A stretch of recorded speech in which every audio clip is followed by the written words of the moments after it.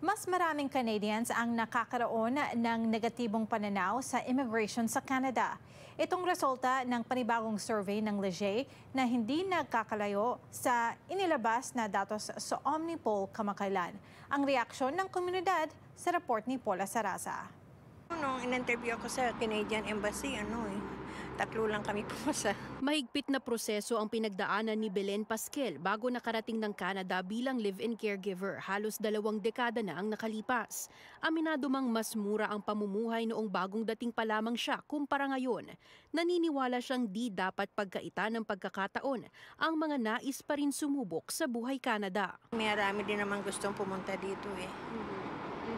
Kasi sa hirap din ng buhay sa Pilipinas. So, nagtitiyaga sila na kahit tourist or student visa.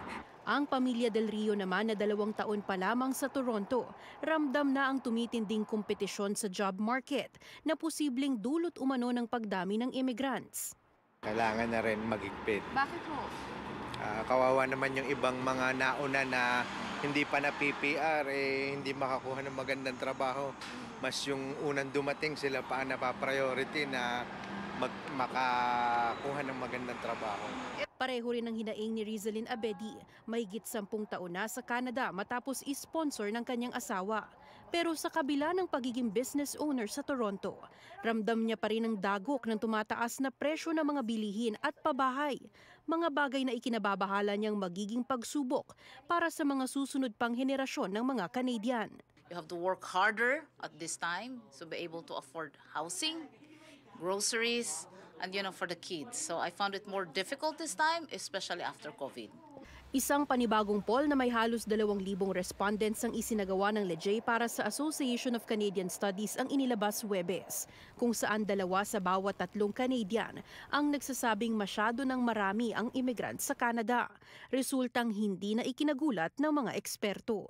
We've asked questions around, the housing crisis, the healthcare, the situation with healthcare, being unable to find a family doctor, long waits in ERs, long waits to get services, and there is some attachment to the fact that the country has let in too many immigrants for a period of time. Natukoy sa poll na karamihan sa mga hindi sang-ayon sa kasalukuyang immigration levels, mga residenteng kumikita ng mas mababa sa $40,000 kada taon. Ayon kay Enz, malinaw na ebidensya ang datos sa nais na tugon ng publiko mula sa gobyerno. Do a better job with the people who come here in terms of not just supporting them socially to get established and become part of the communities in Canada, but also get established economically and from a career perspective. Canada is a good place to stay, especially for the family, with the programs and everything. But then, it should be tightened, yes. It should be tightened because if they don't tighten it, people abuse the system, right? Kamakailan lamang nang maglabas din ng eksklusibong poll ang Omni News at Leger kung saan natukoy na marami sa mga bagong Canadians ang pabor sa paghihigpit ng gobyerno sa immigration.